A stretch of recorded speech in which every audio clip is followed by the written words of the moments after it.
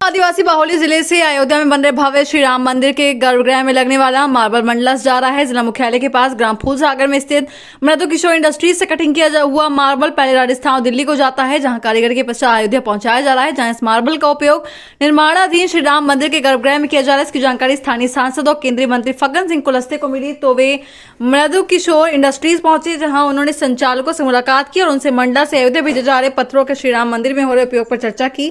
केंद्रीय मंत्री कुलस्ते ने राम मंदिर के लिए भेजे जा रहे पत्थरों का पूजन भी किया। उन्होंने मंडला के पत्थरों का उपयोग श्री राम मंदिर के गर्भगृह में होने पर इसे मंडला वासियों के सौभाग्य और गौरव का विषय बताया।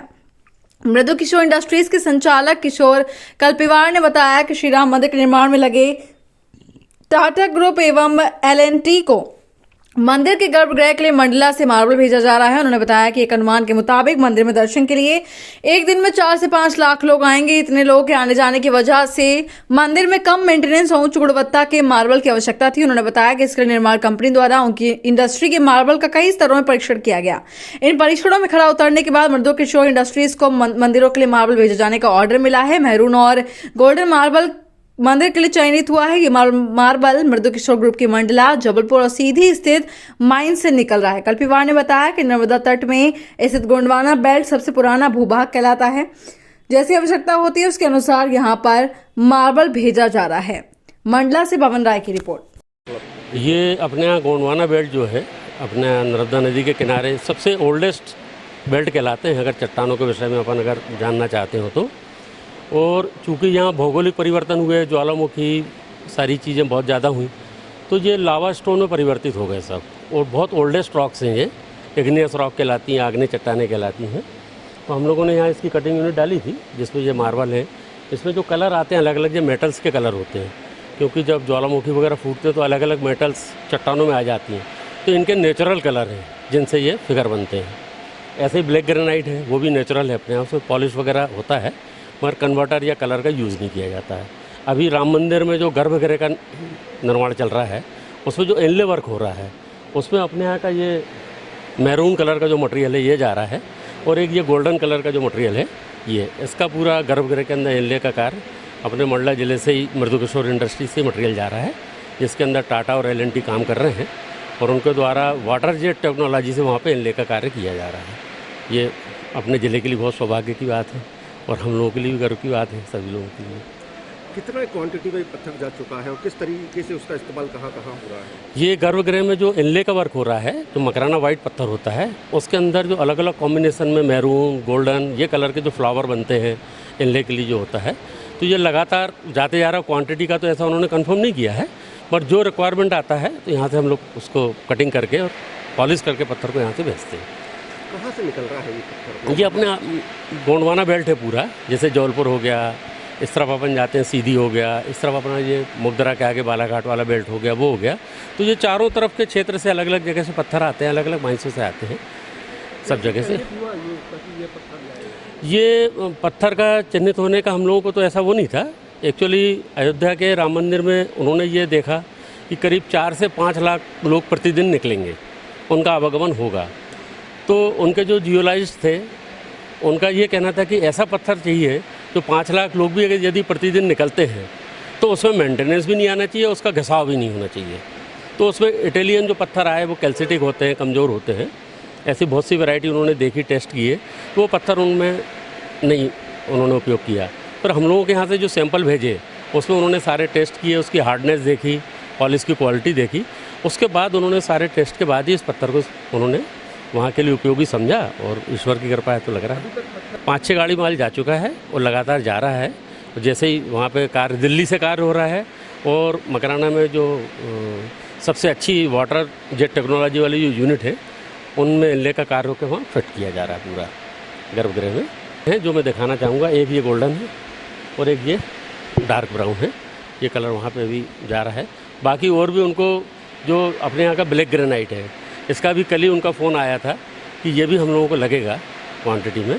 अब देखिए ईश्वर ने चाहा तो वो भी अपने यहाँ यहीं से जाएगा, क्योंकि मंडला ज़िले के अंदर आप अगर कान्हा नेशनल पार्क जाएंगे, घोघा फॉसिल्स पार्क जाएंगे, तो जो काले कलर की जो चट्टानें हैं ये सब ग्रेनाइट है, ओल्डेस्ट ग्रेनाइट है। क्योंकि अगर इस तरीके का यहाँ पे मेरा ये मानना है कि अपन ये पत्थर तो ठीक है, अगर यहाँ पे छोटे छोटे लघु उद्योग चालू करते हैं, इससे इनकी मूर्तियाँ बन जाएँ, इनके छोटे छोटे और भी बहुत सारे कार्य होते हैं, वो अगर यहाँ पे होता है तो सरकार यहाँ पे अपने ज़िले के लोगों को आत्मनिर्भर बना सकती है। उद्योग लगेंगे, लोगों को रोज़गार मिलेगा, ऑटोमेटिकली उनका इधर उधर जो चीज़ें उस पर ध्यान नहीं जाया करेगा। तो ये अपने ज़िले के लिए एक चीज़ होना चाहिए कि छोटे छोटे जो अपने यहाँ मिनरल्स हैं, ये अपने यहाँ जो औषधियाँ हैं, जैसे अगर आप देखेंगे कि 108 दिव्य औषधियों का वर्णन है आपके यहाँ प्राचीन उसमें ग्रंथों में, वो सिर्फ अमरकंटक से लेकर कान्हा के जंगल तक है। दुर्लभ जड़ी बूटियाँ जिनको कहा जाता है, और कहीं नहीं है, वो नर्मदा के किनारे ही मिलेंगी। कई लोग ले गए, कई बार उसके लोगों ने एग्जीबिशन लगाई, लोगों को बताया। आज तो पूरा दुनिया ऑर्गेनिक और आयुर्वेद की ओर जा रहा है। इसके भी छोटे छोटे उद्योग यहाँ पे स्थापित किए जा सकते हैं। हम लोग का उद्देश्य मंडला जिले में उद्योग लगे, जो बहुत छोटा जिला है, अपना आदिवासी जिला है, और यहाँ के लोग आत्मनिर्भर हों, और उससे देश का भी विकास होगा, प्रदेश का भी विकास होगा। ये हम लोग का सोच रहे हैं इसके लिए। Thank you. मंत्री जी आज यहाँ फैक्ट्री पहुँचे, क्या है? देखिए, मैं एक बार बहुत पहले आया था, जब ये जो ग्रेनाइट का काम जब शुरू हुआ था प्रारंभ में, तो उस समय ये जो हमारा ये जो देखा आप स्टोन देख रहे हैं, कल रात में हमारे सूरज जी तिवारी जी से बात हुई, MK इंडस्ट्री मार्बल ग्रेनाइट,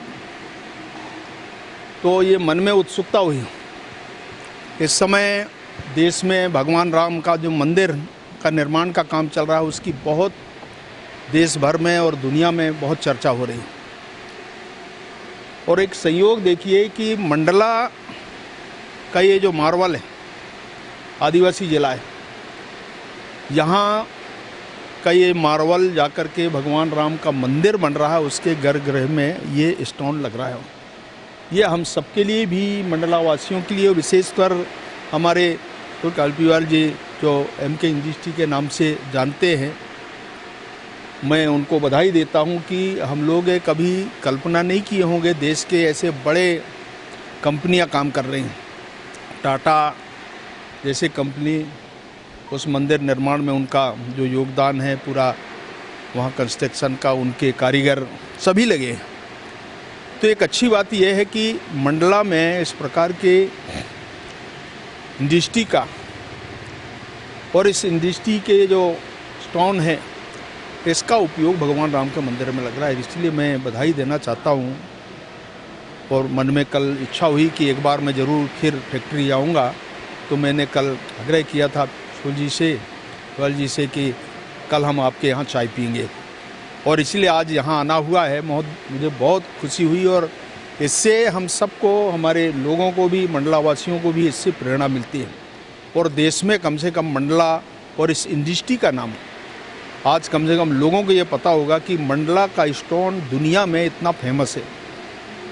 तो ऐसे सभी धार्मिक स्थान, मंदिर जहाँ जहाँ पर निर्माण हो रहे हैं, और मुझे बताया भी, जब पिछले समय मैंने बातचीत किया था तो जी ने कि ये लॉन्ग लाइफ, ये ख़राब भी नहीं होता। केवल जैसे हमको सफाई करना है तो केवल पोछा लगा करके साफ करते हैं, उसमें कोई ऐसी दिक्कत नहीं। और जैसे अभी मुझे बताया कि इसमें लाखों लोग भी चलेंगे तो उस पर कोई फ़र्क नहीं पड़ने वाला नहीं है, स्क्रैच वगैरह नहीं आएंगे। ये एक विशेषता है इसकी, और इसलिए मैं सूरज जी को बहुत बधाई देता हूँ, हमारे MK इंडस्ट्री को, कि मार्बल, और वो भी मंडला का मार्बल, आदिवासी जिले का मार्बल, ये बहुत हमारे सबके लिए प्रसन्नता का विषय है।